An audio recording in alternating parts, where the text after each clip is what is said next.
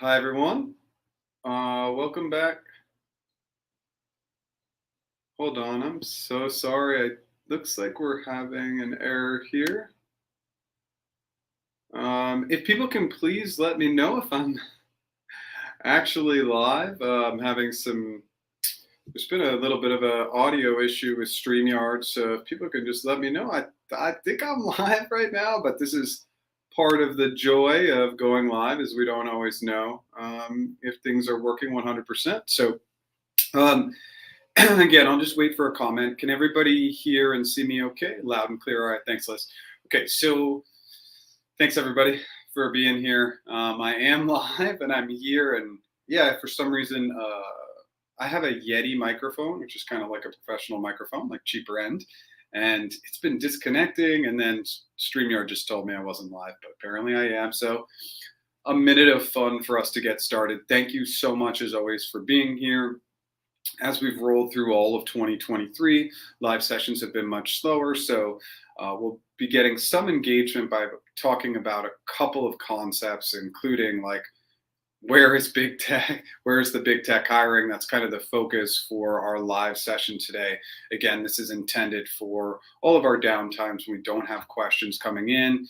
If you want to let me know where you're hopping on this live session from, anywhere in the world, would love to know. And of course, any questions, comments, really everything's welcome.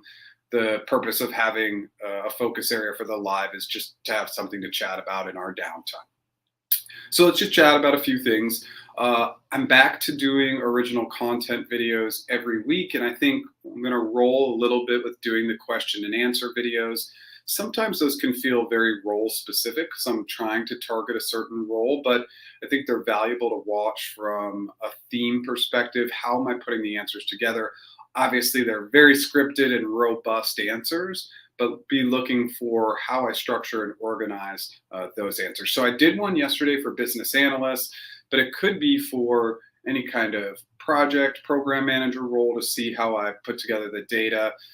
Check that one out. I did it on a specific role because I really like when you get into these hypothetical and open-ended questions to really sit in the role, answer like you're already in the position. Just that tip alone will be a game changer for you. If this is your first time here, my name is Jeff H. Sipe. My business is practiceinterviews.com. I offer one-on-one interview, one-on-one negotiation coaching, and I have an interview mastery course. I am coming out with an AI interview practice tool. I'm currently in the early stages of development on that. And so as anybody knows, when you develop anything, it can take some time. So I'm hoping in the next couple months to release that tool. It is really because of the audience that I'm able to build that. So I think the differentiator on that tool is going to be the ability to get very specific feedback on very specific items that you can improve and fix. And I think that will be the differentiator between all the other platforms out there.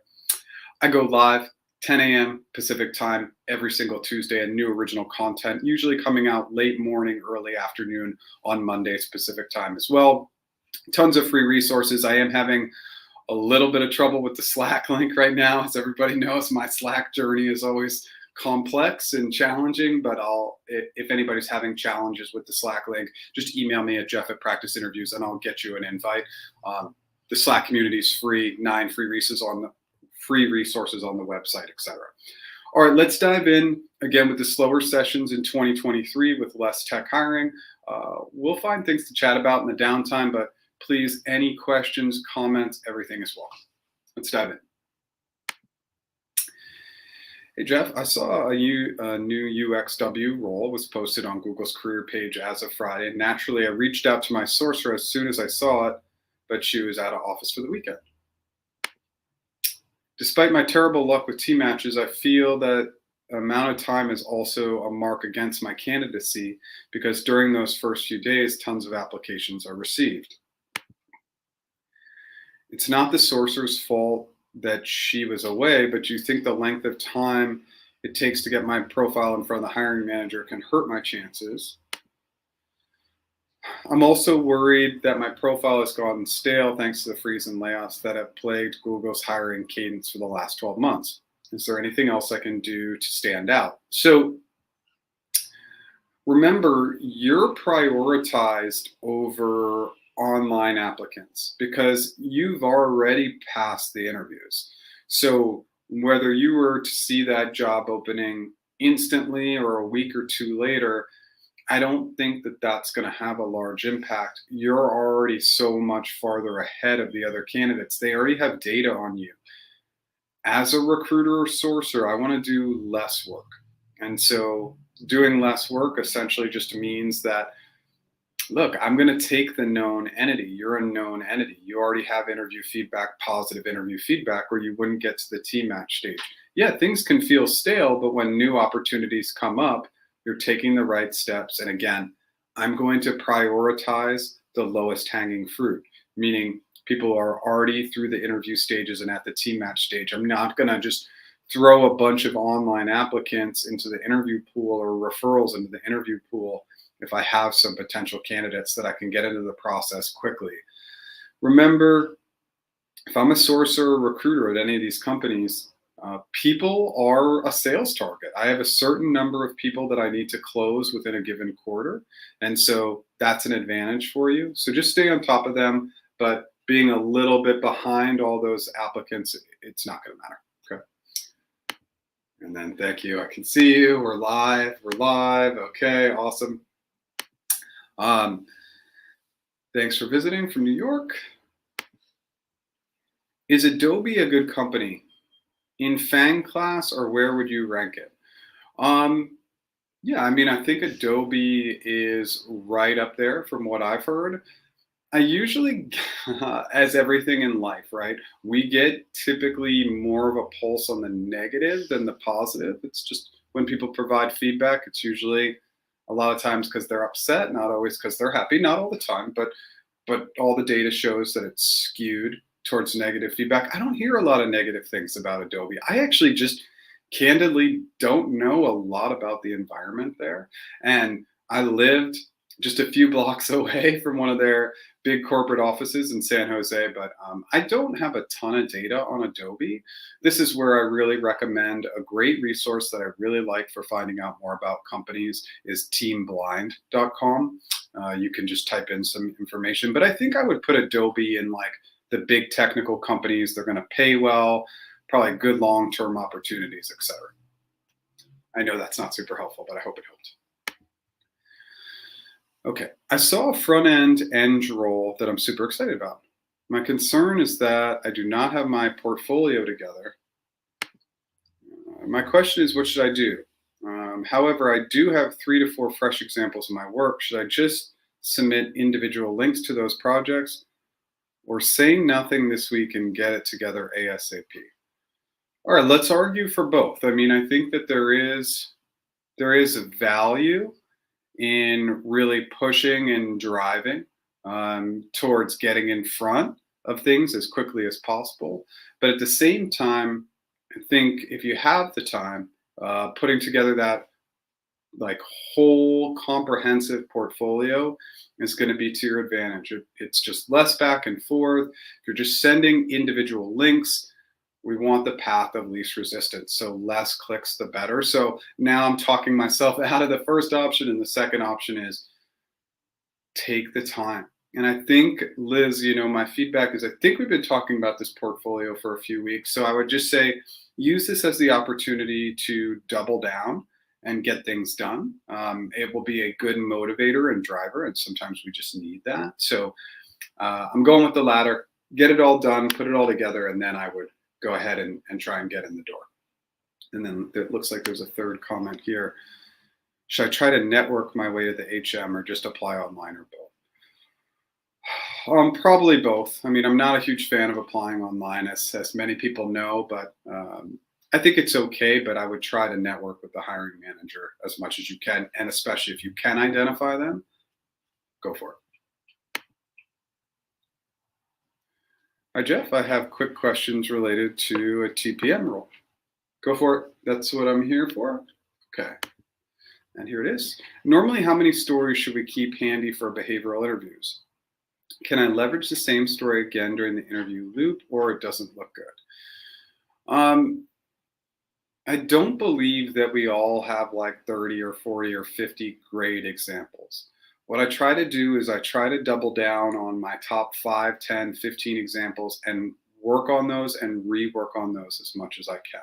So that's your first step.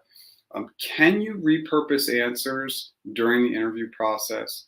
Yes, just don't repurpose the same answer over and over and over again. But I want to be really clear about the pivot point, right? So, like, and I'll use myself as an example. One of the biggest projects, my biggest project at Google was a candidate experience project. So I could bring up that example in different ways during the interviews. Like one might be really collaboration focused, where one might be more project focused. So sometimes you're using the same example, but you're providing the actions in a totally different way, which is based on the question. And the pivot point is really critical. In a behavioral answer, you're always looking and thinking about the question and saying, what's the pivot point? Where do they want me to start my actions? And so when we use the same example, rarely are our actions starting in the same place or focused on the exact same items. I hope that helps. Let me know if you need additional information.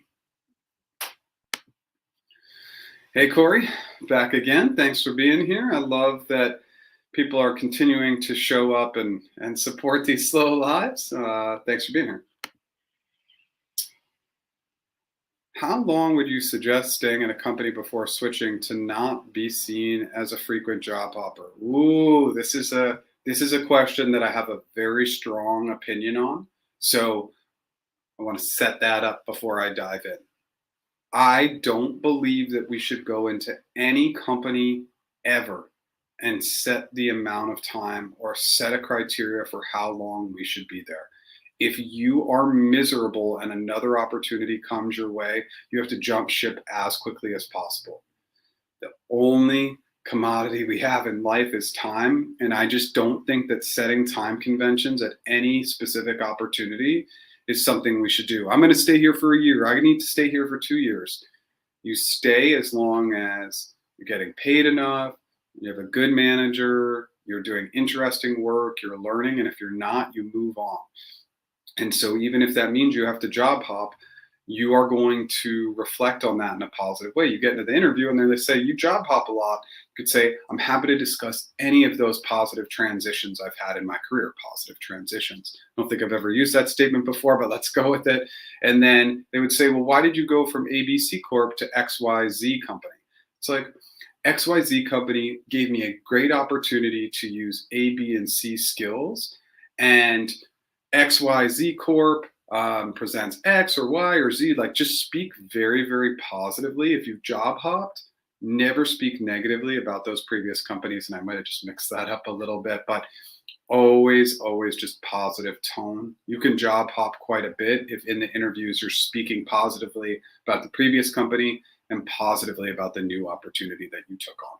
I hope that helps. But just don't set any convention. I hear all the time people say, I need to stay for a year or 2 years or X amount of time. Stay as long as you're happy.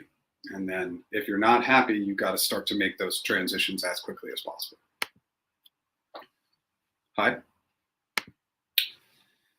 Does the HR person that extends an offer generally already have a pre-approved higher amounts that can improve the offer, but they will say they need to request approval as a negotiation strategy? Okay. Extends an offer generally have a pre-approved, it depends on the company, but this is why we always negotiate. And if they say they need to request approval, thank you so much. I sincerely appreciate that. Really appreciate you advocating for me in this process. So we're just utilizing some really positive words. Advocate. I love the word advocate. That's my number one word. Partner is a big word that I use. Lots of gratitude. Thank you. I appreciate that. But we're always negotiating. If they say they have to go up to the next level, I really appreciate that. So we're just using gratitude. And the biggest reason why is people will work harder for you if you're nice to them. It's just human nature, common sense. I hope that helps. Hi, Jeff. Happy Tuesday. Thanks. How long does it take to hear back after a Google referral? My referral person checked the internal site and they're saying reaching out. No set amount of time. So what you do, and one of the things you can do is you can push on your referrer to just, sometimes poke the recruiter if it takes a long time. If we hit the kind of 3 to 4 weeks, they've probably moved on with others. That's a good just assumption. It's not 100%, but usually if it takes a quite a bit of time, they're going to move on with other people. But poke your referrer as much as you can to get information for you if they can. I hope that helps.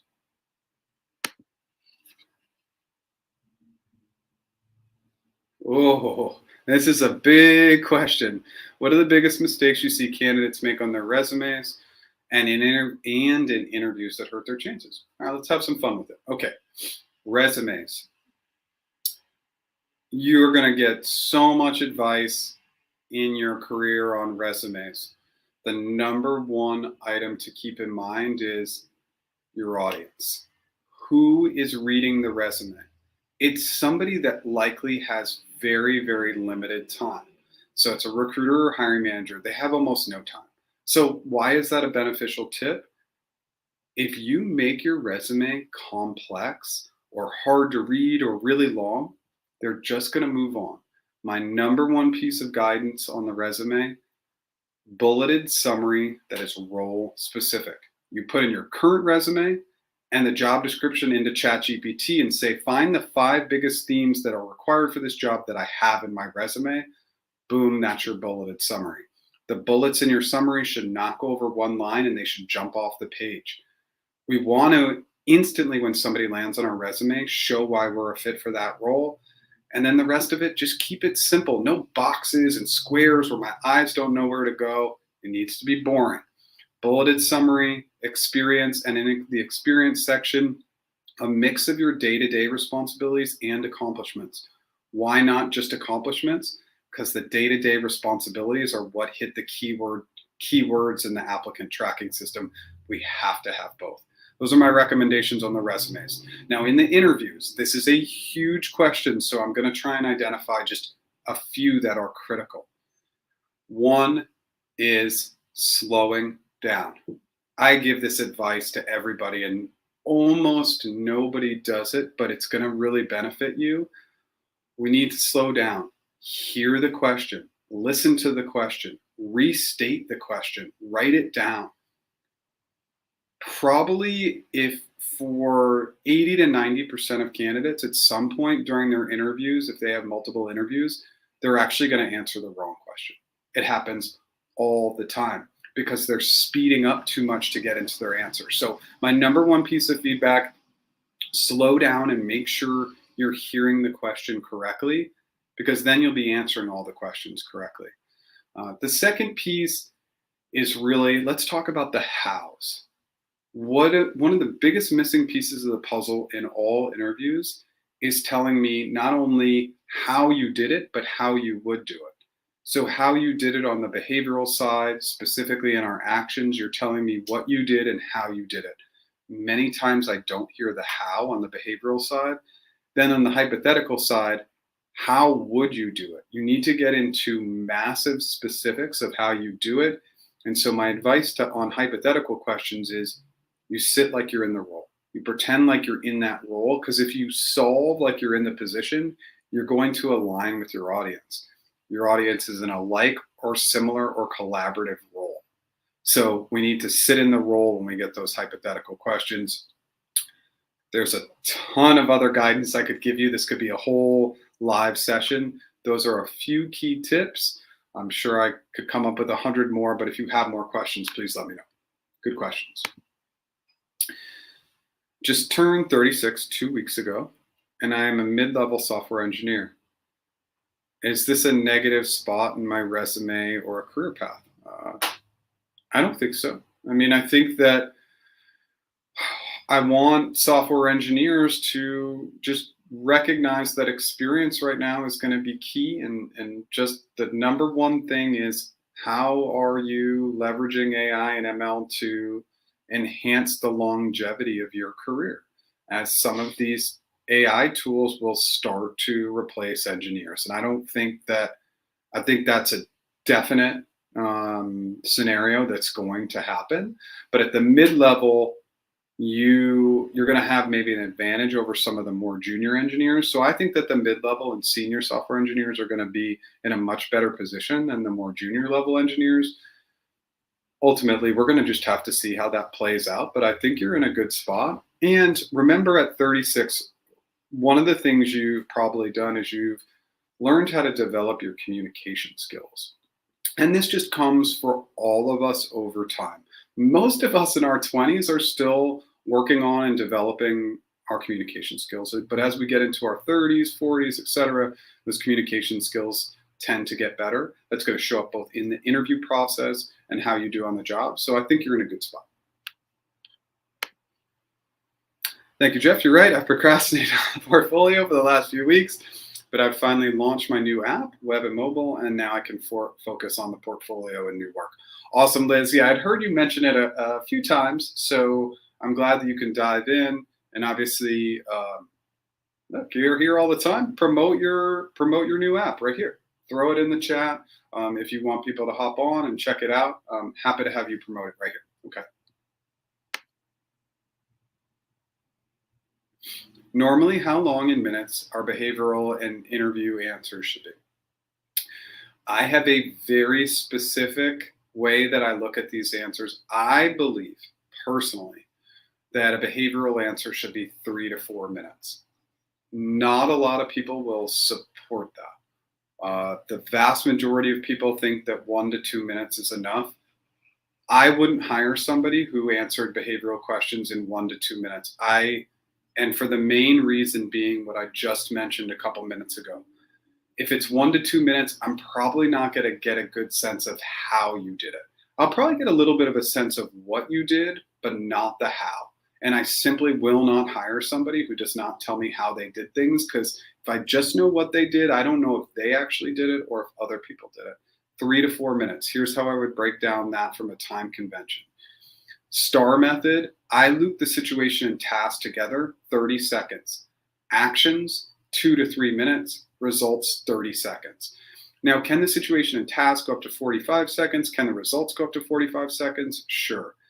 But the actions, that should make up the majority of your answer. What you did and how you did it is the most important part. Now, the situation and task and results are both critical items, but I want you to focus in on that middle part. I like to refer to it as a sandwich. Top slice of bread, situation, task. Bottom slice of bread, results. The middle part of the sandwich, meat, veggies, both, whatever we like in the middle of our sandwich. We don't want it to be a wimpy sandwich. We want it to be a robust sandwich. So I always think about behavioral answers in that way. So when you type it out, you're practicing it, make sure that it looks that way, that your situation and task is like this, the actions are like this, and the results are like this. Think in a sandwich format, and that should help. But 3 to 4 minutes is my preference.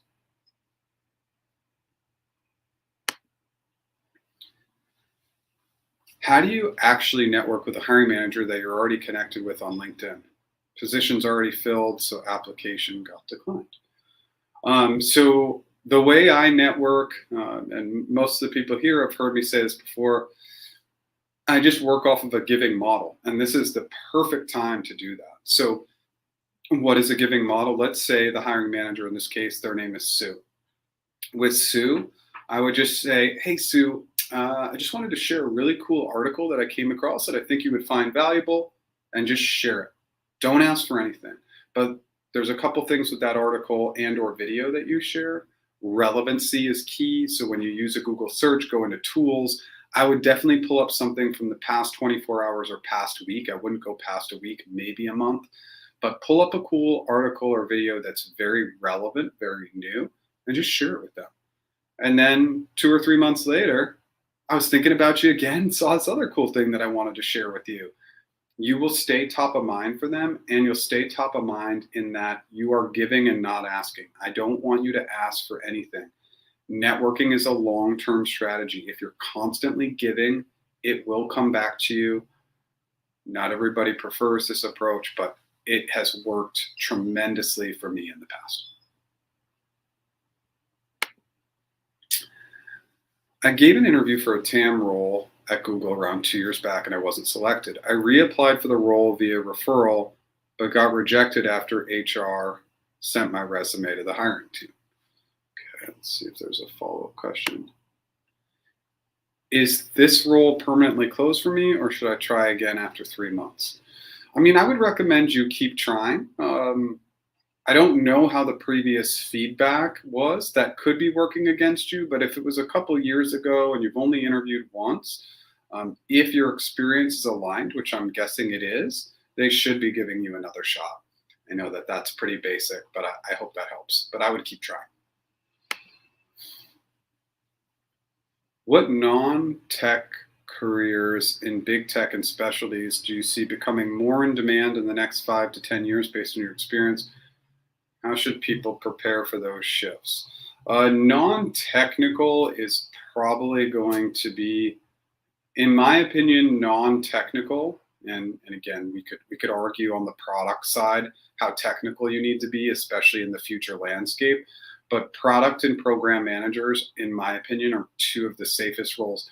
Product, because the way we ideate, we can use tools to ideate, but the communication between product and eng and marketing, like it's heavily communication based. So I don't see product going away. And then program management for that same exact reason, very communication based, collaborative based. I think that those are two of the safest roles if we're classifying those as non-technical. Oh, and how should we prepare for those shifts? We just need to watch the trends. I talk a lot about AI and where I think it's going and what I think is going to happen with AI. And I think that all I'm trying to highlight is some people don't see it having an impact. And I would just say, I find that incredibly hard to believe. We've already seen that ChatGPT has completely disrupted things like the education system. The entire education system has been completely disrupted by this tool in less than 1 year. And there's going to be many other positions that are greatly impacted. So the best thing you can do is watch the trends and adapt accordingly. And again, that's why I'm creating an AI interview tool, because I see how well the prompts on the back end for ChatGPT can help candidates with their interview answers. And so these are just all the pivots that we need to be thinking about and making to make sure that we are having success, but just watch the trends. Oh, you're welcome. So Google came back with a no after the final stage, so you will go with Amazon apprenticeship. Okay, I remember this. We were talking about this before. Yeah, so like someone already asked, going to be doing project management, non-tech and big tech. So curious as to what the potential career paths are over the next few years. And I think, yeah, I mean, this is great. You already asked. Okay, so project management, again, I think is a really, really important field. Your ability to navigate and communicate across multiple groups, multiple initiatives, deadlines, budgets. It's just the complexity of it can be enhanced with tools, but the removal of the person, I don't see that going away immediately.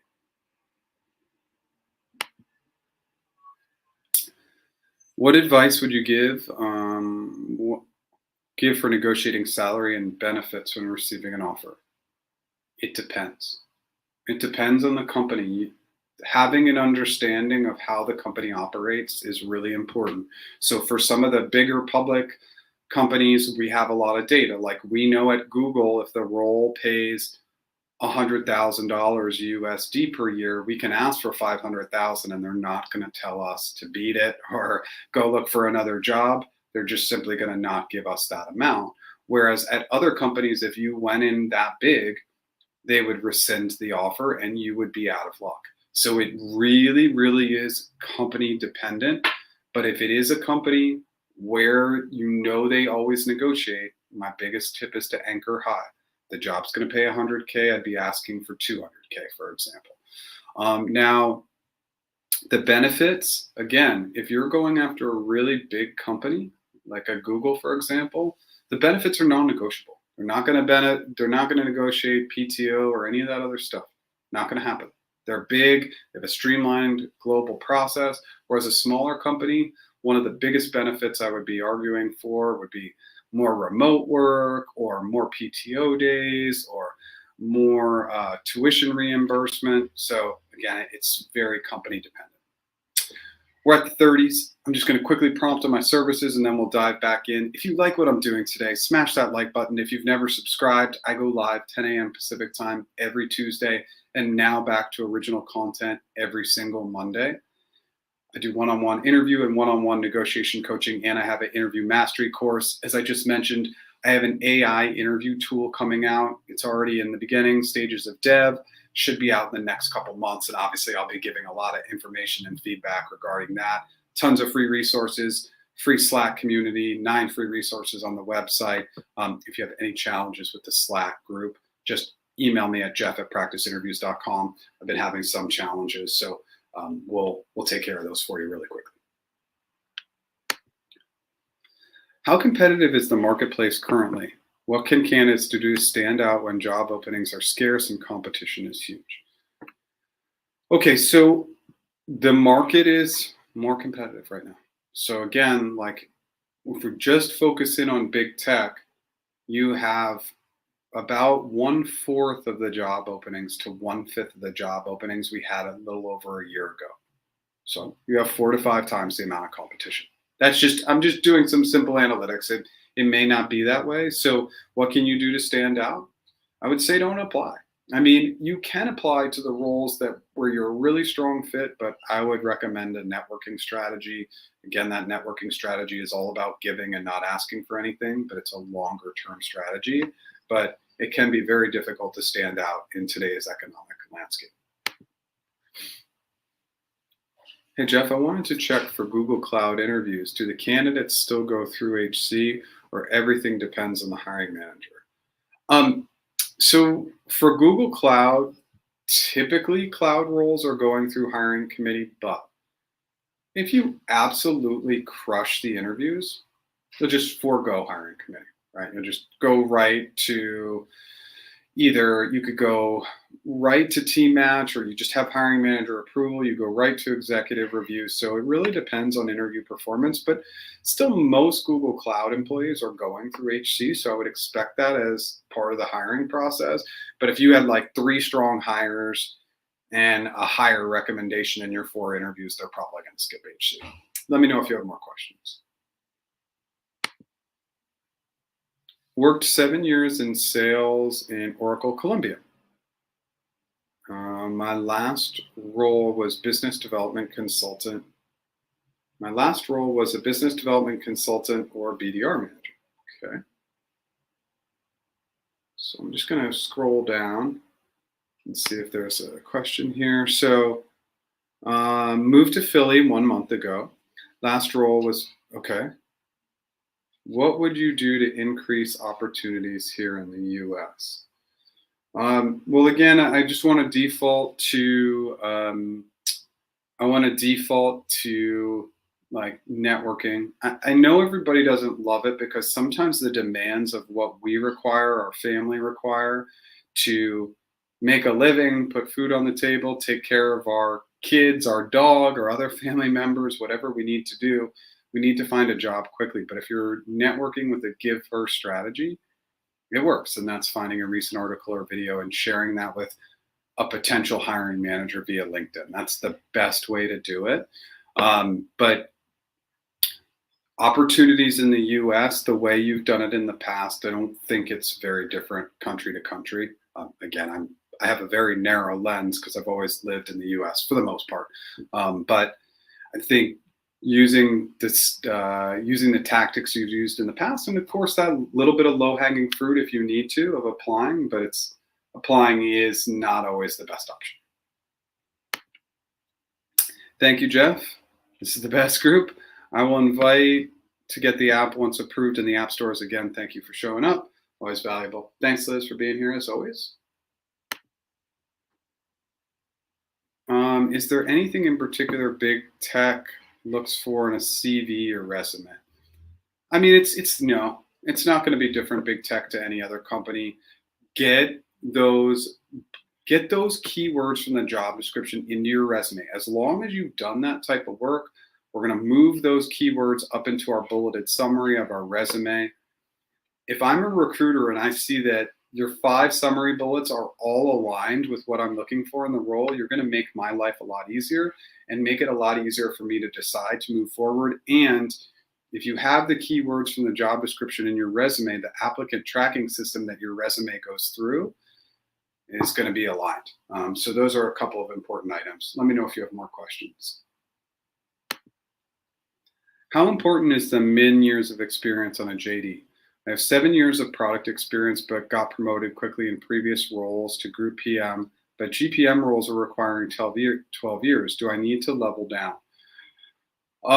Minimum years of experience is a recommendation only.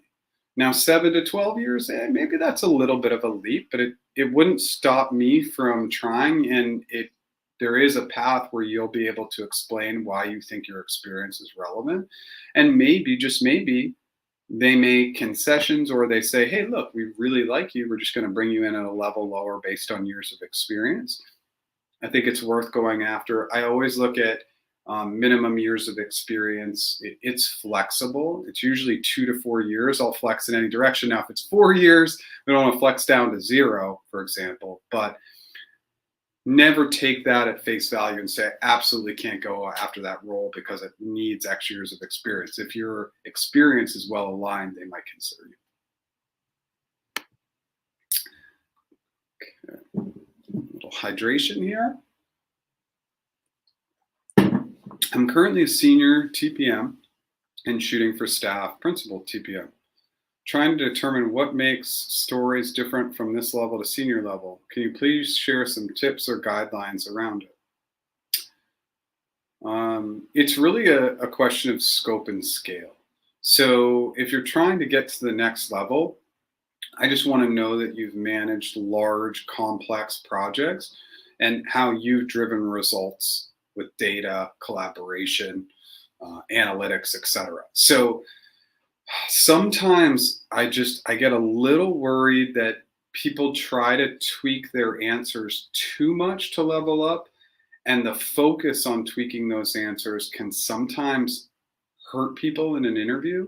So I just want you to bring that awareness in, that if you're at that level, your answers will naturally lean towards that level, but I'm really looking for complexity and scope to get to the next step. And sometimes that's just not in our background. So share the specific details that you need to, but I just don't want you to get out of character too much where it's really going to disrupt your answers. I hope that helps. Let me know if you have more questions.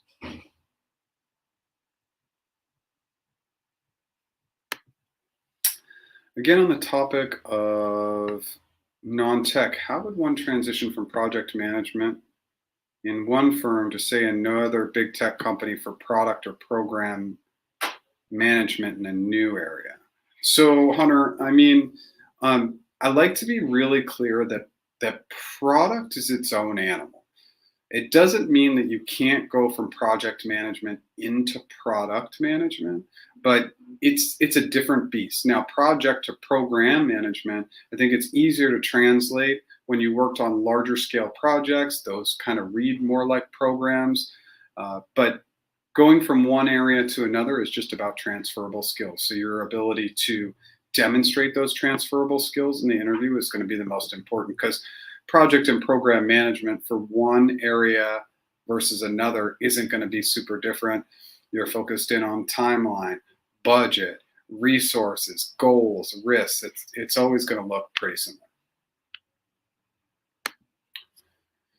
Hey, Corey, curious about your experience working with marketing for recruiting purposes. I think one of Google's biggest secret weapons is G-Hire and the ability to source through it. The amount of profiles of warm candidates is staggering, and you can probably only understand if you've been there.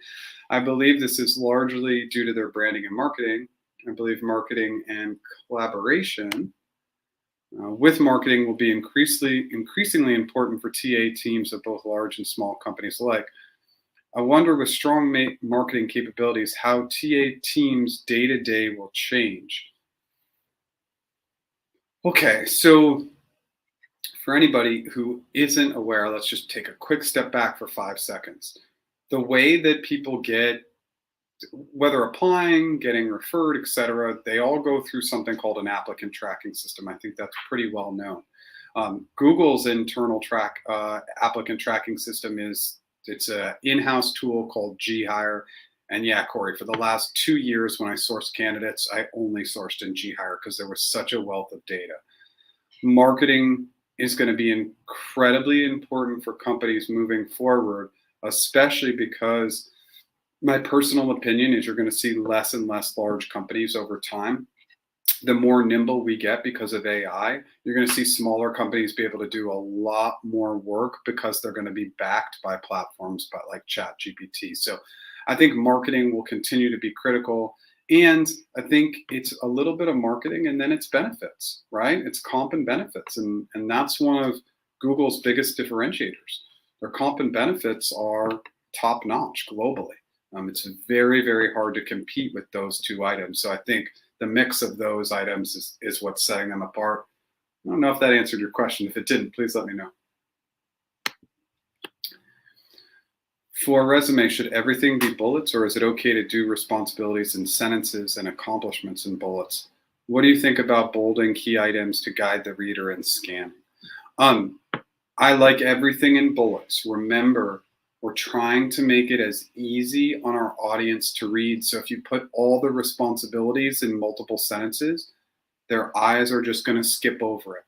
Bullets for everything. And the leaner the bullets, the better. If we have 2 or 3 or 4 lines, their eyes are just going to skip over it.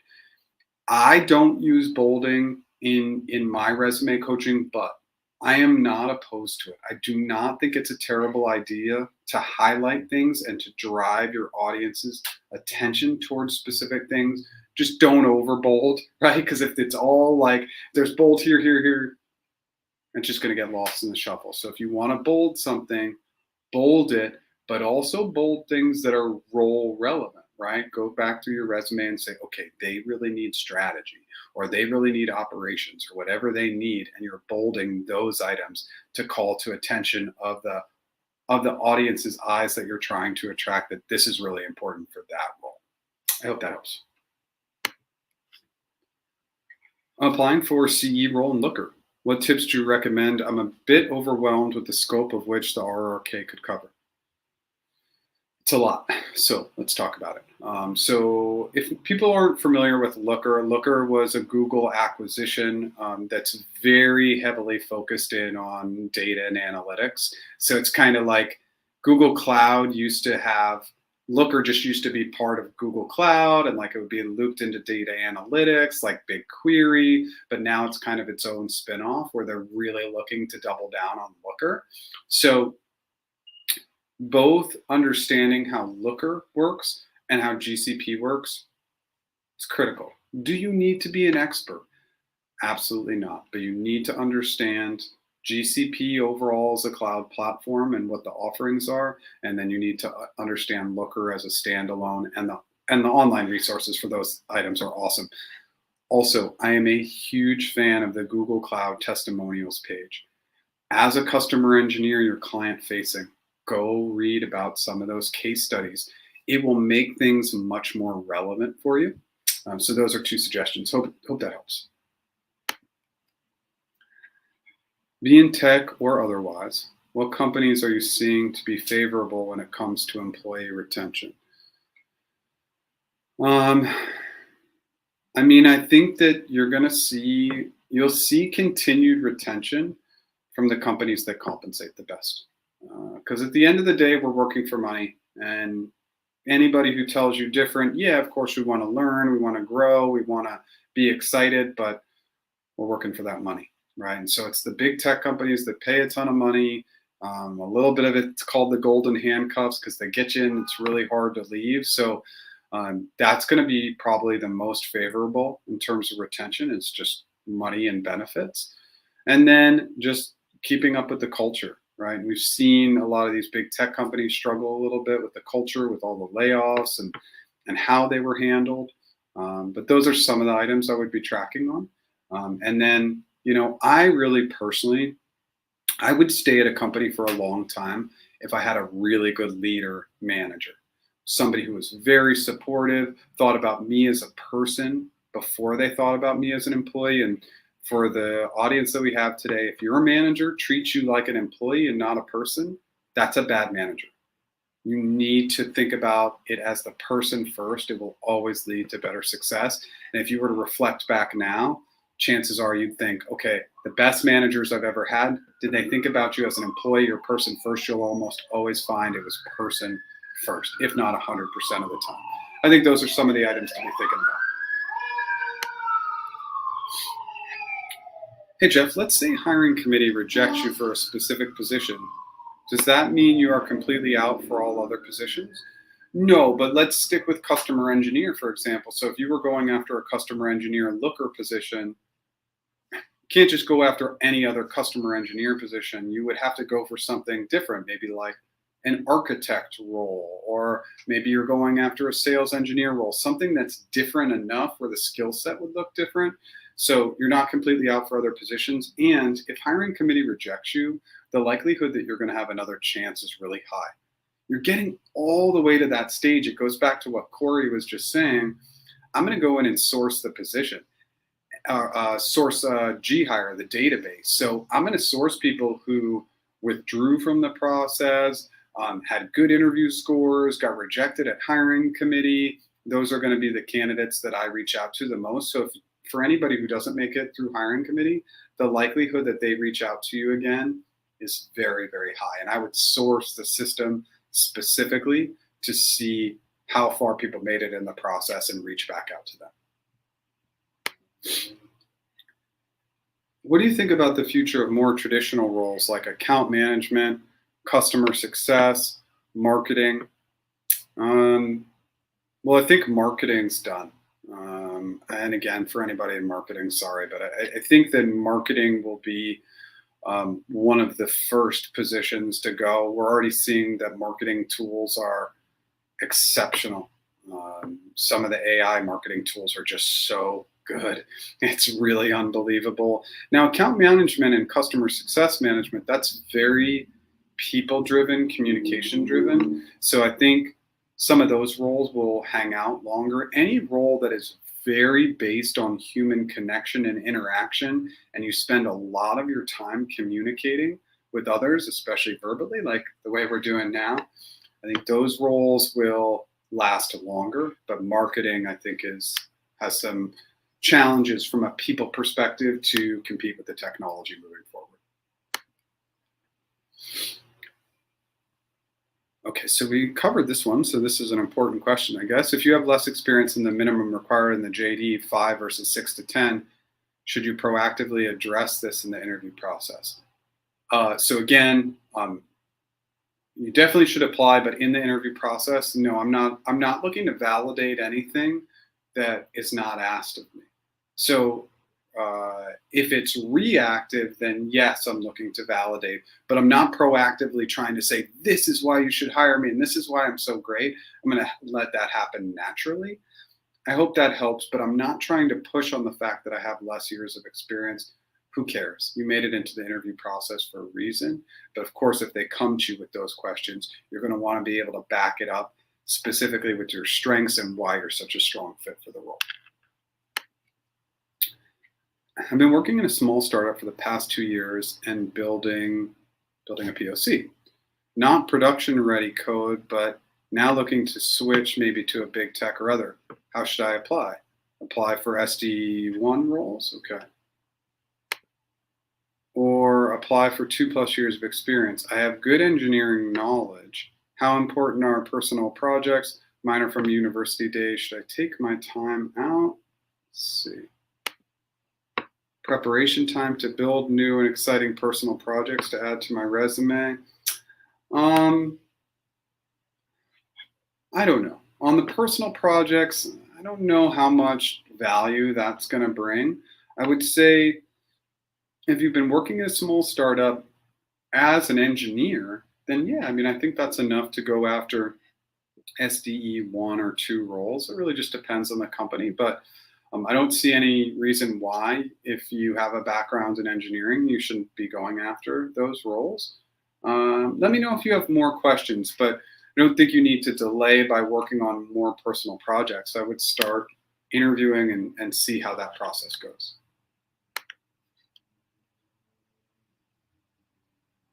Any thoughts on the trade desk?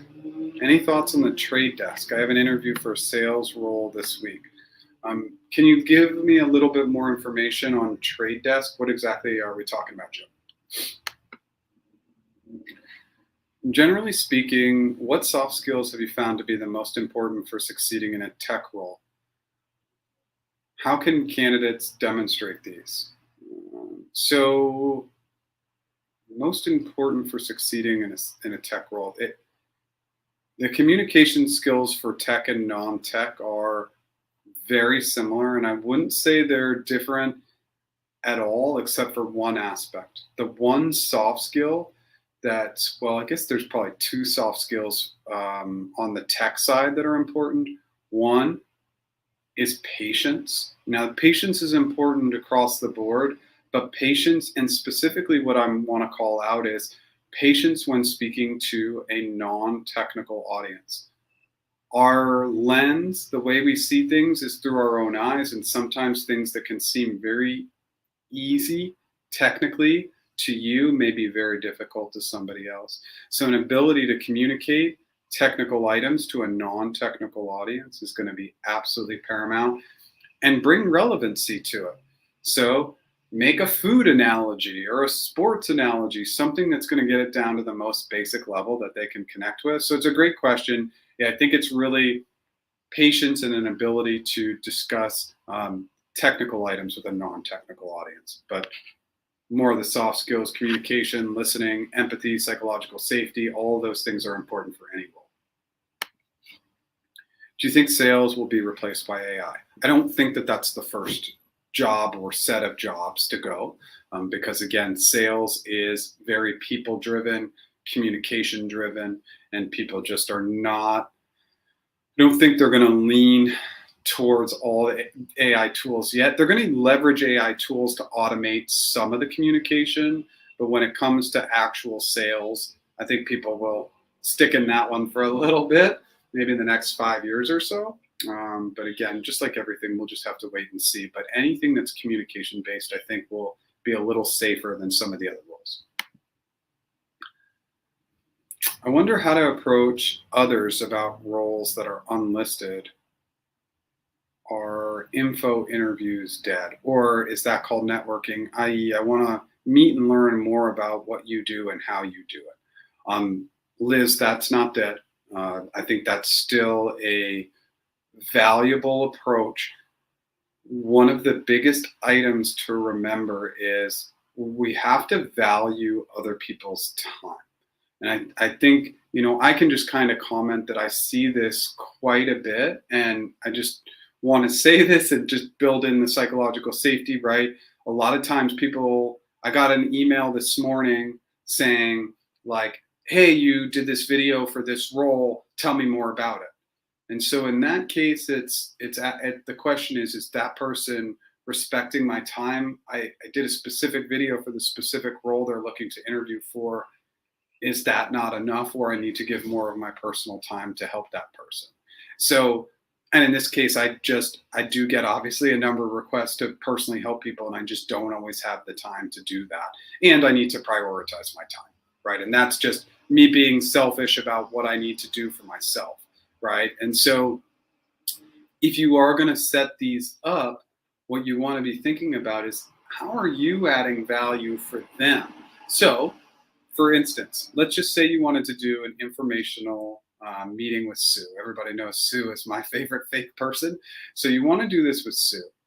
And so what you would want to do is you'd want to say, Sue, I don't know if you'd have time to meet for a coffee, but I noticed a few opportunities in your product space, namely A, B, and C, that I have some ideas that I could share with you.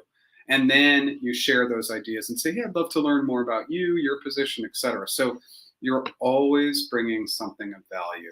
I think that's one of the most critical items. If we're going to ask for people's time, we bring something of value. I hope that helps.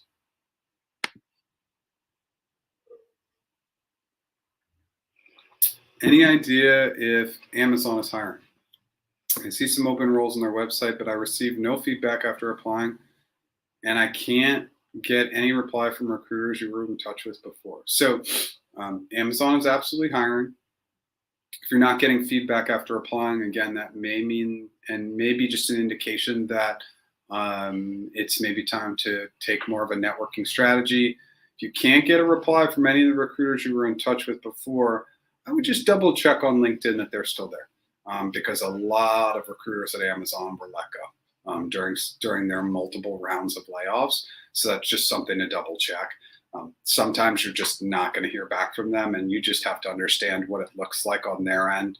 And not that I'm here to defend recruiters, I'm not, but they're just going to get inundated with so many messages, hundreds of messages a week. So they may just not be prioritizing you, unfortunately. I love sourcing the ATS. I've always found way more success doing so. Do you have any thoughts on companies building a talent community? Talent community. Corey, stick with me here. Come right back in. What do you mean by talent community exactly? Because this could be an interesting topic for us to dive in, and we're out of questions, so I'm happy to take that question. And then, of course, I just want to come back up here to Joe for a second. Joe, if you're still here, any thoughts on the trade desk? And just any more specific info? I'd love to help with that question. I just want to know a little bit more. But Corey, tell me what you're thinking, thoughts on companies building a talent community, and what exactly you're thinking about there. We're out of questions. So for anybody who's here, please, any and all questions are on the table. And if Joe and Corey come in, or any new questions come in, I'm happy to answer them. I'll just take a moment. Where is the big tech hiring? It's been so slow, and I think I just want to kind of double down on the trend that I don't think we'll ever see hiring back to the numbers we saw last year. So for example, I think in like June of last year, Google had about 4,200 openings. That dropped down to like the low thousands. I don't think we'll ever see those numbers ever again at these big tech companies. I think it will never happen again, because we're going to see more positions replaced in the future than need to fill jobs. So we've also seen a very, very slow hiring across Europe, especially this year, slower than the US. So it'll be interesting to watch the tech trends abroad, not just in the US. And I know it's a global audience that shows up to these lives, but it'll just be really interesting to watch those trends as well. Hi. Any trend you're seeing on CE recruitment? This is specifically customer engineers. I'm assuming customer engineers for GCP, Google Cloud. Slow. I mean, I get CE clients. I get CE clients that for negotiation and for the interviews, but yeah, it's slower than it was a year ago, right? There was more pace, more speed with the CE roles, but this is a revenue driving role. It's a sales driven role. So I think you'll continue to see a sprinkle of them, but it will just be slower than it's been in the past.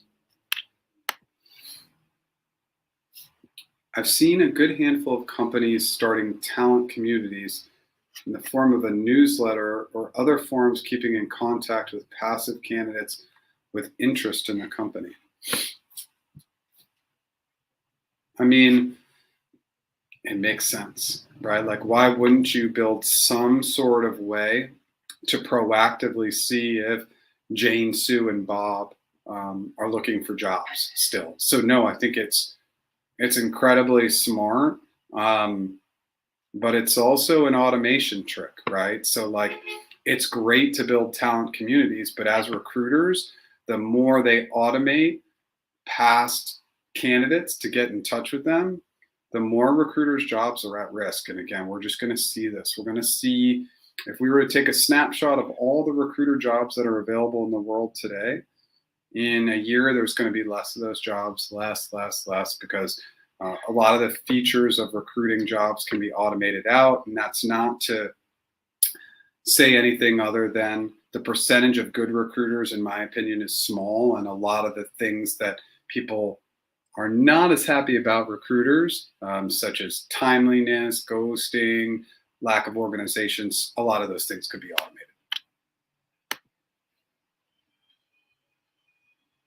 What do you think about silent layoffs done at some tech companies?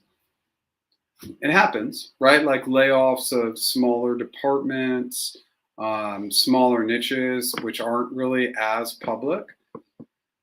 I don't love the idea of touting this amazing culture and then showing up to work or opening my laptop and being locked out of everything. I don't know a good other way to do it, so I can't say that they haven't done their best, but the way that layoffs have been handled across big tech overall, it hasn't been handled well. And by the way, people forget. All the horror stories from Google, people have already forgotten. They're still trying to get into Google. It hasn't stopped them. But I just think if you're going to highlight this great culture, showing up and opening up my laptop and being let go via an email just doesn't feel great to me personally.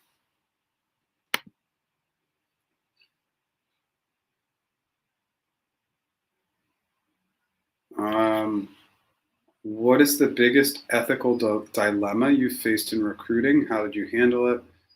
This probes their moral compass. Ethical dilemma. It's a great question. I mean, I feel like some of the dilemmas were. Let me just call out one specific example, and I think I handled it appropriately. So let's use a positive use case, which is again what I would want you to do in the interview. I only basically rescinded an offer from somebody once in my 5 years at Google, and here's what happened. And I'll give very specific feedback without outing this person. So basically, I was dealing with this person, and they were one of my candidates, and they had some communication challenges. They were a little aggressive, and I kind of noted it and just went through the process. And then I went on vacation, and they were dealing directly with my manager at the time. My manager was female. Whether this played into it or not, I cannot say. But the way that they interacted with my manager was incredibly inappropriate. And so I had an ethical dilemma. So the ethical dilemma is hitting your recruiting targets at Google was very difficult, but I did not feel like, after looking in GHire, the applicant tracking system, and reading through the email interactions that they had had with my manager, boss at the time, my lead, that they were a good fit for Google as an organization. And I made the call. I spoke with my lead. I brought in the hiring manager, and I said, I don't think that we should bring this person into Google. And here's why. The hiring manager and my lead agreed with me. And then I had to have that difficult conversation. I called them and I said, I've decided to rescind your offer because your level of communication doesn't align with our culture here at Google. And they had a good learning lesson. I don't remember that person's name. I don't remember all the context. I lost everything when I left Google, so I don't remember a lot of the people that I hired, unfortunately. But it was a great learning lesson for them. And in life, sometimes learning lessons are tough, but the ethical dilemma was I was going to lose a clear hire, and this was a hard role. This was in our software engineering at the time, and we were getting our butt kicked at that time by Facebook, who was out offering us quite a bit. And this was like 2015, 2016. So I think I handled that the right way. I didn't bring somebody into the organization that was going to act and behave that way. So that's one that I faced. I hope it's an interesting story for the audience. Got feedback from the recruiter. All interviews rocked except for GCA. Kind of rated me in the middle, like a lean hire, lean no hire. Is this a red flag? Recruiter would like to redo the GCA. It's not a red flag. The GCA interview, for anybody who's not aware, that's Google's general cognitive ability interview.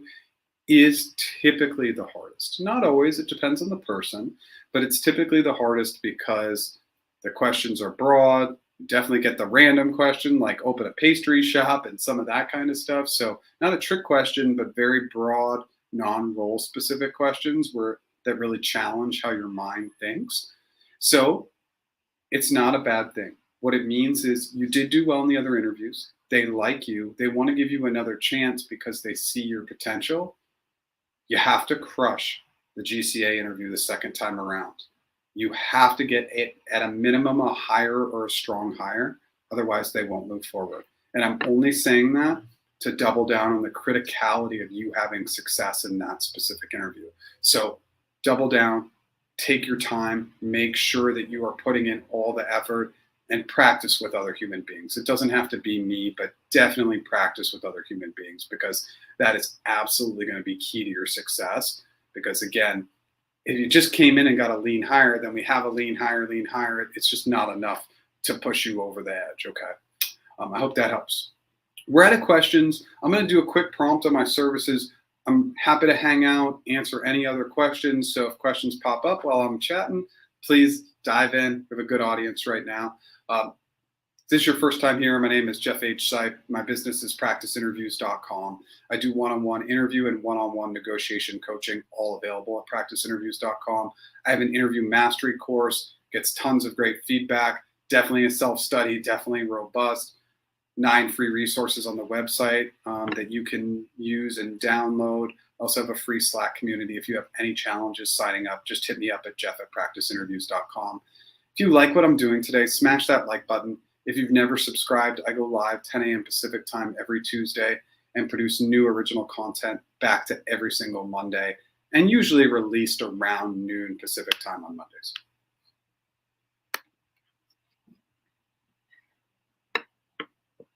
What skills or backgrounds tend to be overvalued or undervalued in the tech hiring process in your view? Well, I mean, I think that let's call it what it is. Good interview skills are probably overvalued, right? So that's why you're here. You're here because I do most of my coaching on interview stuff, right? So be a great interviewer, and sometimes great interviews will be overvalued in terms of your ability to communicate your value versus somebody else's. Interviews are usually 2 or 3 hours of total interviews. It's something very small. It's a very, very small subset. So interviewing skills are overvalued. Be a great interviewer and you'll have a different kind of life. I hope that helps. Thank you so much. You are welcome. Are all candidates for the same role at Google asked the same question? No. And I actually disagree with that approach. I am a big fan of a structured interview, meaning that every single candidate for the same role gets asked the same exact questions. If you don't do that, there's bias. So I would like for all the same questions to be asked of all the same candidates. It doesn't happen that way. They have a pick and choose. And so, no, that's not the case. You mentioned the networking strategy versus applying directly. It's a higher percentage way to get noticed for a role. What does it look like behind the scenes when it's successful? When it's successful, doors are opened for you. And so again, I always kind of reflect on the case studies that I have. In the 5 years at Google, I only remember this happening once. And my memory is like anybody else who's getting older. It's not perfect. But I remember one person in particular reaching out to me and just giving. And they gave a couple times, and then let's call this person Bob. I reached back out to Bob and I was like, Bob, how can I help you? Because Bob had taken a giving approach. I wanted to help Bob. So what it looks like on the back end is it just feels like a very different experience to your target audience when you give and you don't ask for anything. Because especially on a tool like LinkedIn, the vast majority of people are asking for something. They're asking for your time. They're asking to get their questions answered. They're asking, and it's a very give me approach. So it feels different to the intended audience. Now, Behind the scenes, it would just be allowing you to get in front of the process or get help to get in front of that hiring manager, recruiter, etc. I hope that answers your question. Thank you. First time here. Thanks for being here. Thanks, Jeff. Always look forward to these lives. Corey, thanks always for the engaging questions. I appreciate you.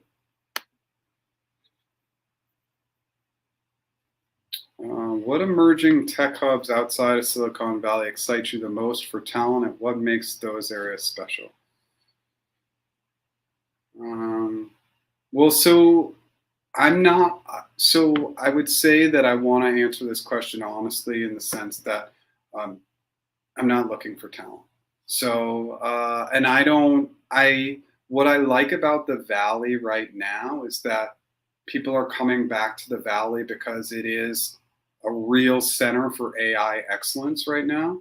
But I mean, we could throw a stone, right? You can go to multiple markets in the US. We can hit Singapore, we can hit Dublin, we can hit London. Like, you know, we can go down and hit a great hub like Mexico City. We can go down into other markets as well, right? So I'm not really keeping a pulse on the talent in any market, and I think there's talent everywhere. But I think the Valley is a special place, and I can tell you, you know, I have immense gratitude living in San Diego. I live at the beach in San Diego. I mean, the quality of life is incredibly high. I would just say the one thing I miss about living in the Bay, living in the Valley, was just the excitement around ideas. I've just never lived in a place where there were so many people with so many different ideas. So I still look at that as the hub and center of excellence. And again, I think with all the AI hitting, I think the Valley is kind of a fun place to be again, in my opinion. Hi, Jeff. Thank you for being here. Any advice and/or resources looking for someone looking to transition careers and get into one of the big tech companies, especially Google? Have limited tech background and minor in my degree. So we do sometimes, like, week to week, get these transition questions. Usually there's at least one per week in the live sessions. I would say just relevancy, right? Like, what are your relevant skill or skills that align? Wanting to get into big tech is great, right? And it's something that I think, if that's a goal for you, it's something that I want you to aspire towards, and I would never shut that down. But just find roles that are going to open that door for you. So it's really skill and role alignment. That's your number one priority and the thing you want to look at the most.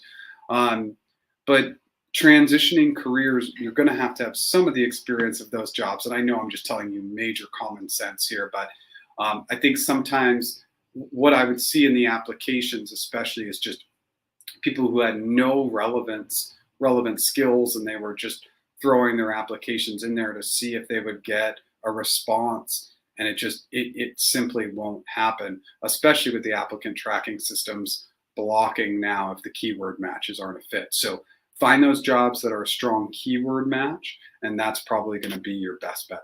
I hope that helps. I know that wasn't super helpful. I've been with Google as a TVC for the past few years in the same project, and even switched between a few vendor companies while staying with the same team. I've been doing complex work, FTE tasks, and often even trained FTEs in my field. What should I put on my resume experience? Again, resumes, like your baseline, your core resume. This is what I like to call either your shell or your go-to resume. That should just be what you've done, responsibilities and accomplishments. We're not going to change that based role to role.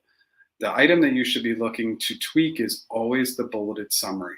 I like somewhere around 5 bullets in the summary, and they're very, very aligned and role specific to the role that you're applying for. But the rest of the resume should just be built on what you've done. Don't try and tweak that too much. And by the way, if you've been a TVC for a few years at Google, you should constantly be networking and having the conversations to see how you can become an FTE, if that's what you want, right? But I'm not worried about your resume.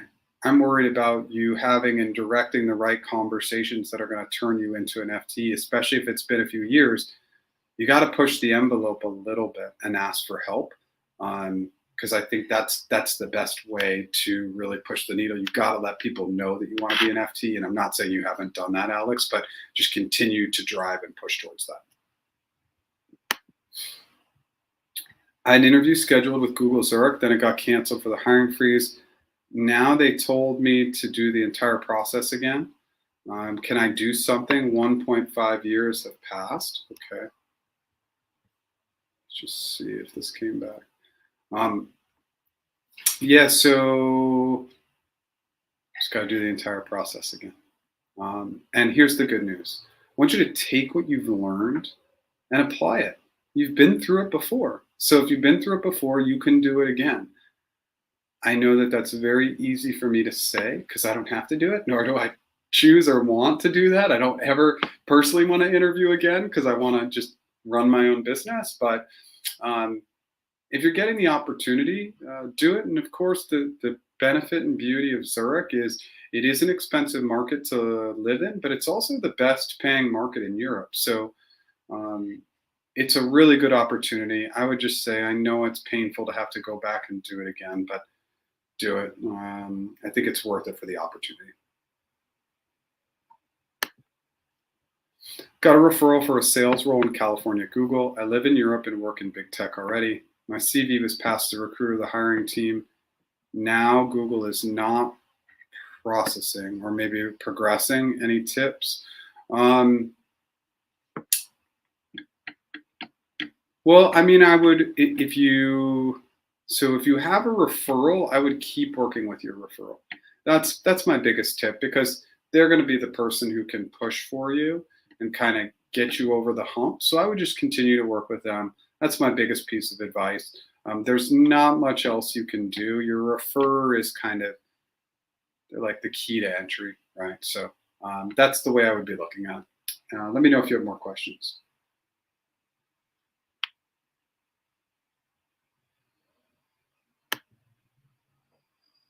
How did Bob help you specifically? I don't understand that question. If you want to re-ask it, I'm confused by that question. Had my first interview with Google for a PGM role. That's a program manager role. Got stuck in team matching and never got matched till 1 year. Recruiter reached out for another onsite following expiration of my first interview feedback. So they could continue with team matching. Recent onsite was March this year and still no team match yet. Will they discard my profile if they can't find a team this time? Any advice? No, they won't. The best thing you can do is continue to stay in touch with that recruiter, try and drive as much as you can through them. And then when you come across a role that you think is a potential fit, send them just one role at a time. Send them the link to the role, 3 to 5 bullets for why you're a fit for the role. Send an updated resume that's role aligned to that position. Send them your email and phone number. I know you're emailing them, and your availability over the next 3 to 4 weeks. That way you are just giving them all the benefit of pulling up program manager for X area to pull up that it's Jane Smith who's the recruiter and just forward all your information onto them. We want to do the path of least resistance, so that would be my recommendation.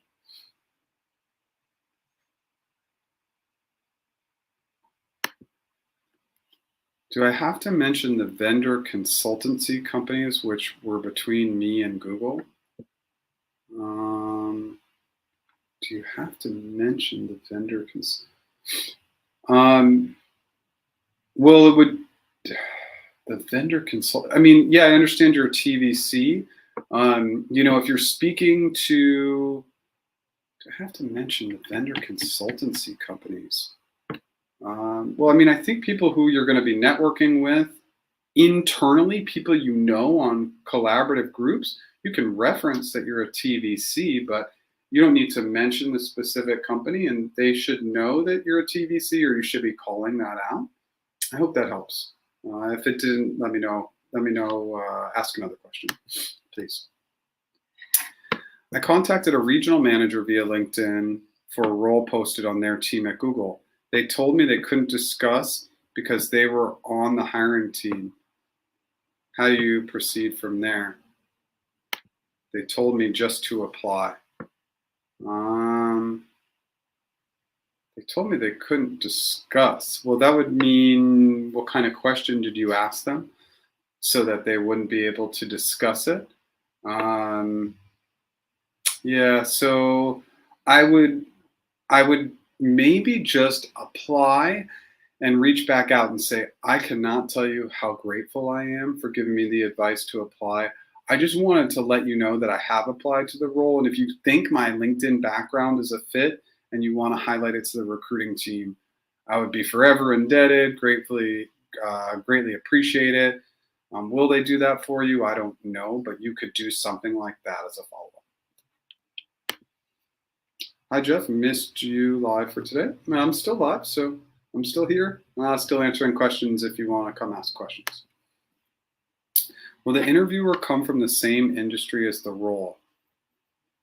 Is it normal that Google won't share the interviewer's name to the candidate? Will the interviewer come from the same industry as the role? I want to rechange this question a little bit. The interviewer for any position is likely to be in the same role, a like role, or a collaborative role. Rarely at Google are they bringing some random in.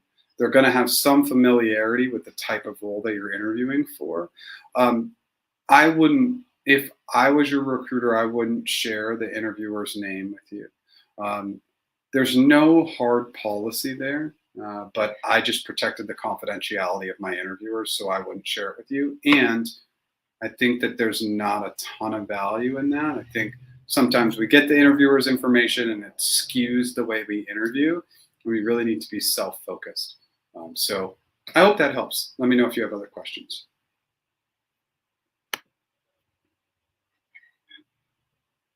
Do you have any tips for the Google Cloud Sales Academy on-site interview?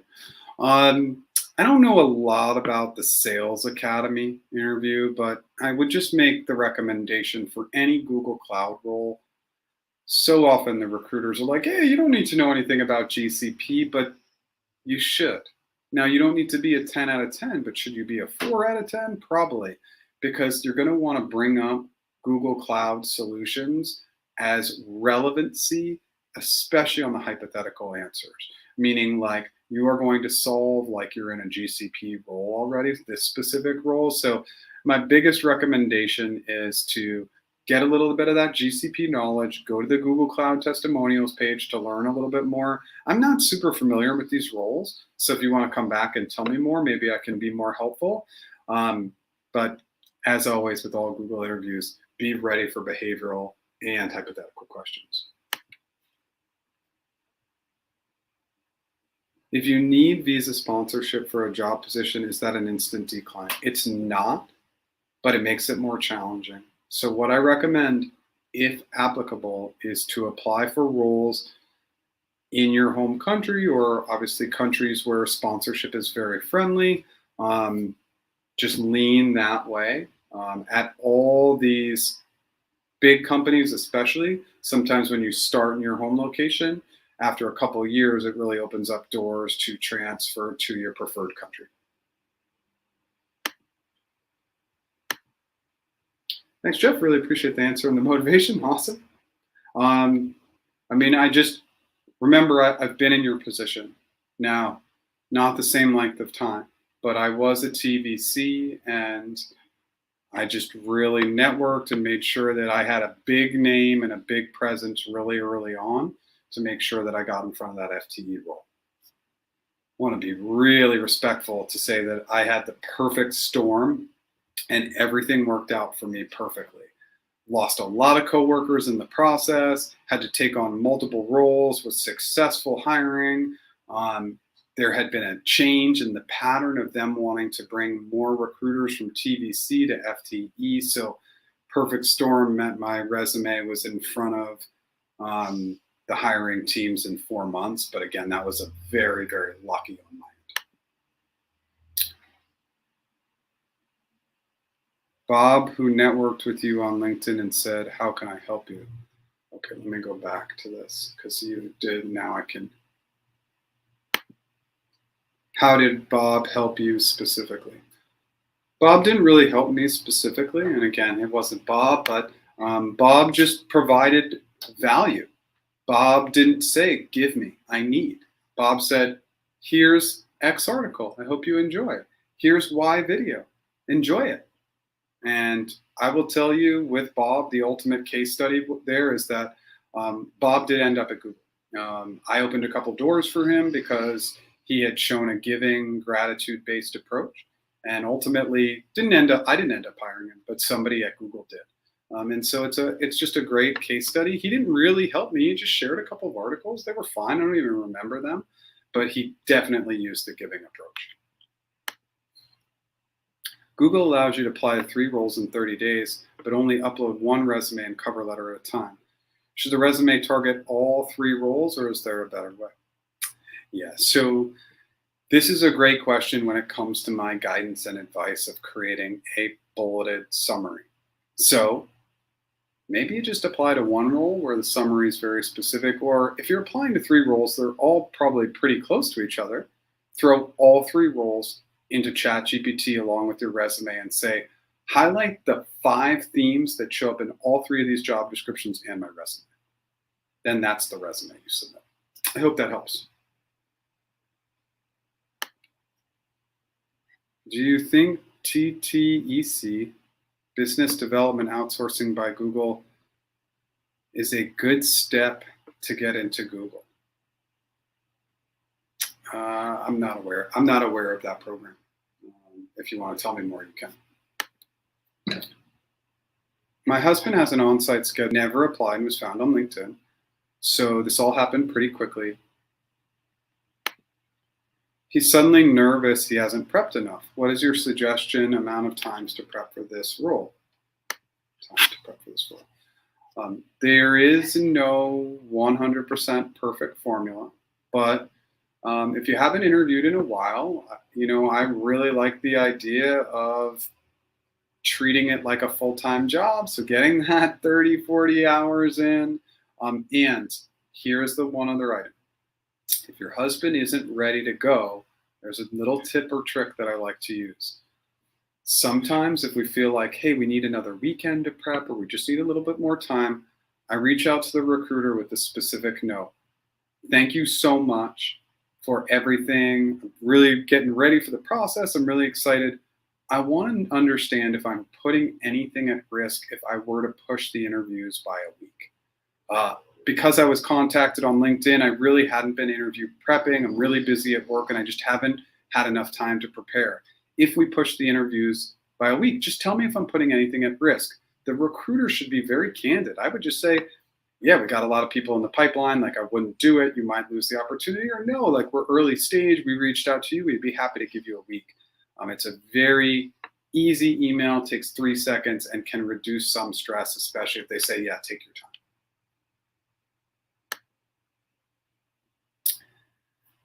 Hi, Jeff. Do you have any advice for explaining freelance work for an LLC you started? Is it appropriate to sell yourself as the founder? If you were just a freelancer, if you were just doing freelance part-time things, then I think that's different than being the founder and, doing 40 hours plus a week of work. But you will want to be able to explain the work that you've done. But you started an LLC. So let's get into it for a second. I had a very, very specific approach to titles, and I just let's get into it. Let me create the psychological safety and space that this is just my opinion, okay? But I think titles are inflated. Now, founder, co-founder, that's not an inflated title. But if you were doing freelance work part-time, you were a freelancer. So you were a freelancer for X type of role. Now, if you were working full-time on this business for a year or two, calling yourself a founder, I think is totally appropriate. The titles I see so often that are inflated is a lot of entrepreneurs call themselves a CEO. I really struggle with that. They're not CEOs. CEOs have boards. They have other chief executives. A solopreneur is not a CEO. So I get when I see that, I'm like, oh, I cringe because I don't think it's the appropriate title. I think it's selling something false. But again, if you were working full time, and I know this is a long-winded answer, if you were working full time doing this freelance work for a year or two, calling yourself a founder is fine. Thanks for the advice. You're welcome. Hey, Jeff, in terms of remote job or on-site, do you think big tech companies change their strategy and preferences about the workplace?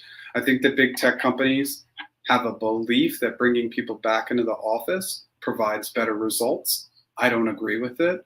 I think one approach doesn't work for everybody, meaning that some people are better remote workers, some people are better in the office workers, and there's not one every size fits all. That doesn't sound right.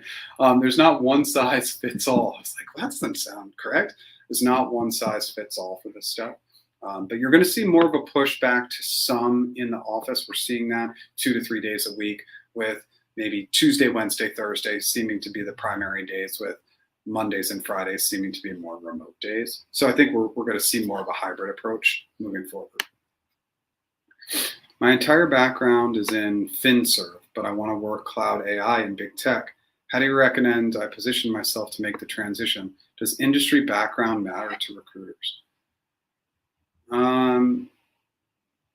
No, I don't really. I'm not as industry interested as I am that you have cloud and AI experience. If you have cloud and AI experience, it's transferable. So I was never really concerned with industry. I can't say that all recruiters feel that way, but that's how I was. Sorry for the confusion. Do I have to specify vendor companies in my resume, or is it okay to simply put Google in experience without specifying TVC details? You have to put it. I would now in my resume, I would put Google as the employer, absolutely, and then in parentheses, contracted through Adecco, contracted through Robert Half, whoever you were contracted through. I would put that on the resume. Yeah. Legally, I think on LinkedIn they get pretty fired up when you don't put it. I would say, I would just do whatever you want on LinkedIn. But if you're applying through a resume, I would definitely highlight it. If a role lists number of cities and remote is an option, will selecting remote put you at a disadvantage to candidates who select one of the in-person locations? Maybe. It's hard to tell. Right. But if they're putting it out there as remote, they're probably open to it. So I wouldn't worry too much about it, but it's hard to know for sure. The Cloud Sales Academy is an entry-level rotational program. Yeah. You learn about GCP for a couple months, and then you have 2 rotations on 2 different sales teams. Do you have any tips with this in mind? Yeah, I mean, I figured something academy-driven was probably more on the intern or apprenticeship level or entry level. I can just tell you that I still want you to understand something about Google Cloud coming in the door. Be above and better than the competition. They're going to teach you all the ins and outs, but you should have a cursory knowledge and understanding. And again, the GCP testimonials page will bring relevance and understanding to what Google Cloud does. Now, typically with these types of programs, the interviews tend to lean a little bit more behavioral. So have those great behavioral examples, and you can absolutely have school projects on there. Just make sure that they're not really personal driven, that they're still business driven in the sense that they were school related. I hope that helps. Thanks again. I watched your TVC to FTE video, and your story is truly inspiring. Yeah, and I think, again, luck plays such a big part in it. And, I think that some things just super aligned and worked for me. There are other parts of the journey that weren't perfect, but that part of the journey, I got pretty fortunate. And we need a little bit of luck in these journeys as well. Thank you for your time today. Been helpful. Okay, awesome. Thanks for being here. TTEC is customer experience company that Google uses for business development, meaning that BDRs at TTEC get new leads for the account managers at Google. Okay, so going back to the question that you asked before, do I think it's a good step to get into Google? Yeah, I've seen a lot of this, that people who do contracting work as a third party with Google, you become a known entity. Known entities tend to get hired. So yeah, I think it's good if you're part of that program. For GCP sales interviews, the products are a bit overwhelming. Do you have any recommendations on where to start? I assume for the interview, it only needs to be high level. High level-ish, meaning for GCP sales, understand GCP. And again, Google Cloud testimonials page. Go learn about those case studies. It will be incredibly valuable for you. But that's where I would start. But assuming it only needs to be high level, you're going to be competing against people who potentially do have GCP knowledge. People have really put in the time and effort to learn GCP. I don't say this that you need to be an expert, but it's just something to be aware of, that you should be getting those skills to a level that will highlight why you're a good fit in the interview. Hi, Jeff, I'm a fresher and I didn't have any projects till now, and I can code very well in terms of problem solving. I didn't have projects, but I can code in data structures and algorithms. Okay. So do you have any suggestions in terms of projects? Just coding enough to get into top product-based companies. You don't have any projects. There's probably some items that you worked on in school, some sort of collaborative something that you could be highlighting, because you are going to, at some point, bring in some behavioral answers. Yeah, coding's going to be most of it, but you're going to have to bring in examples of when you've worked with others in the past, because coding's not enough. You're going to have those soft skills to get those jobs. That's going to show up in the interview. So I would just recommend thinking through some of the things you've worked on and how you can turn those into behavioral examples. I know that that's pretty generic, but I hope it helps. Thanks for being here. Keep us posted, but absolutely sending that email to your husband, sending that email to the recruiter will potentially give them more time.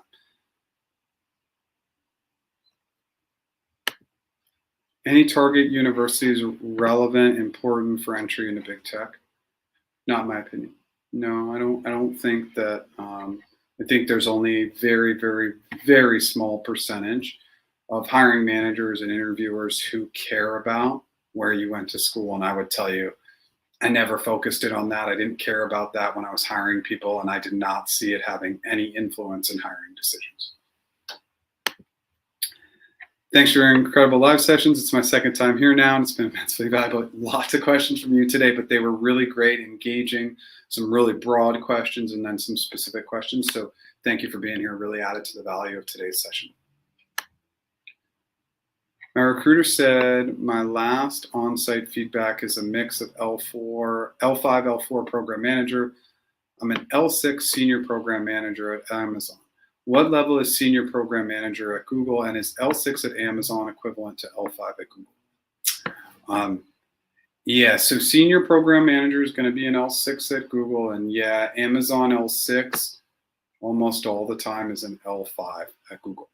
That's just how it works. So if you're a 6, I would be a little worried if they brought you in at a 4. From a comp perspective, from a career trajectory perspective, it does depend. But yeah, 6 at Amazon, 5 at Google, very, very common. Are grades important though? I don't know what they're doing. They were checking GPA. For anybody with like 3 or less years of experience, they were still checking GPA for a while. I don't know if they're still doing that anymore. I can find out the answer to that question, but if you're more experienced, they absolutely don't look at that. And that was helpful in my case because my GPA was not very high. Okay, we've hit the end of questions. I'm going to go into my sum up and answer any last minute questions that come in, and then I'm going to hop off.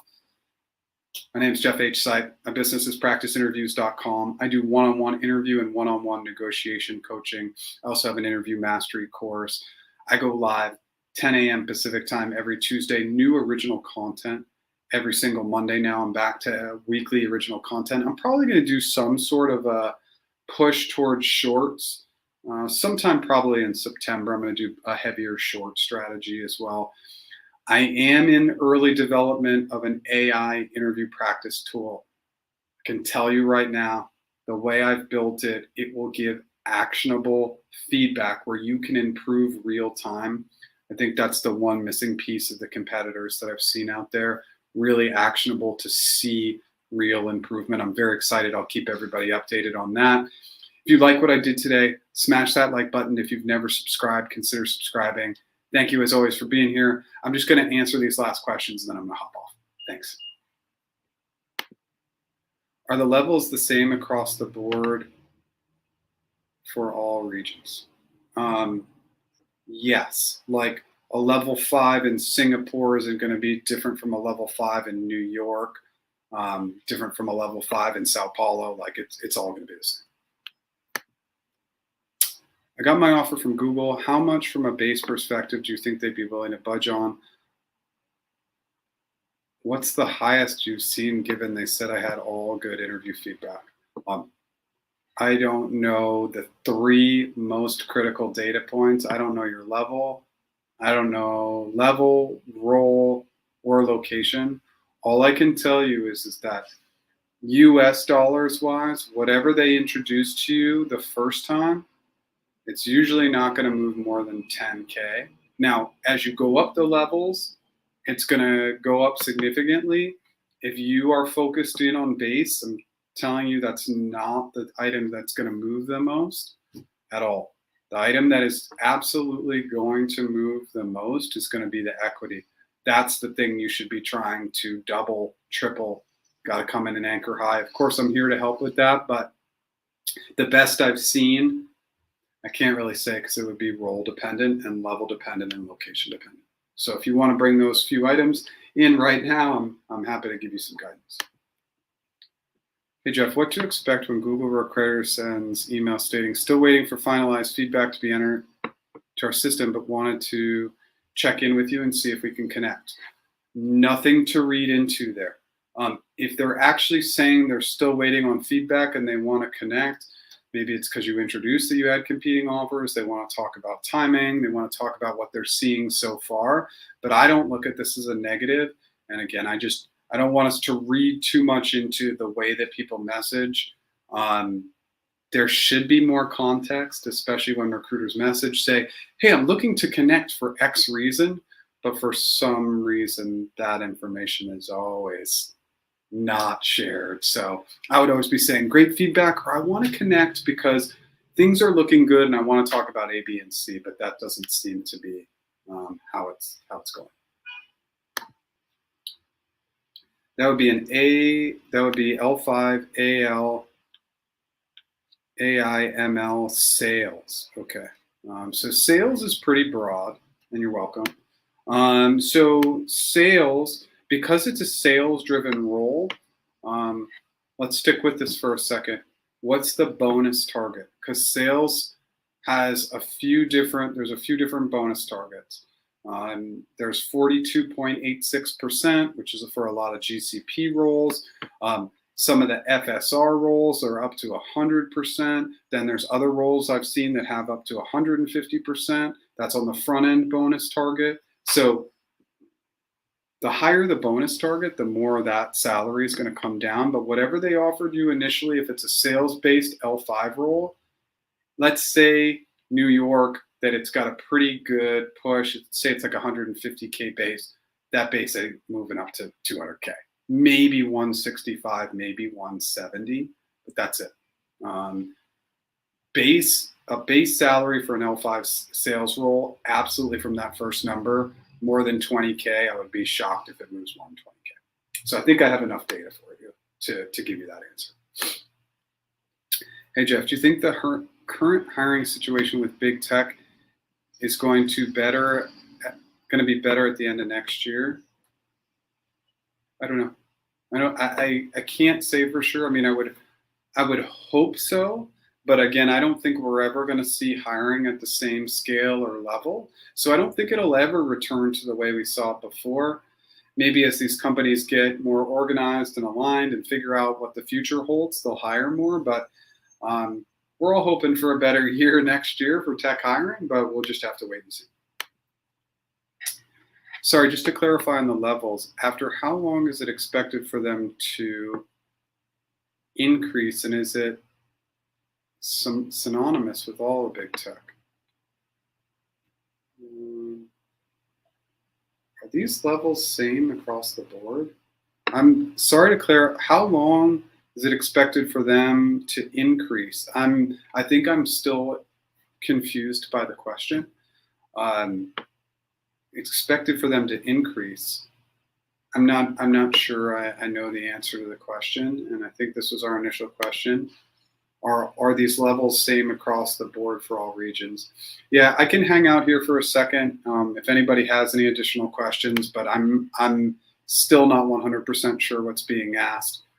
So you can always, if I hop off and I don't get your question answered, just always go into the recorded version and just leave a comment to make sure I'm getting it answered. But I'm not really sure the question that's being asked, and sometimes that's just a lack of understanding on my side.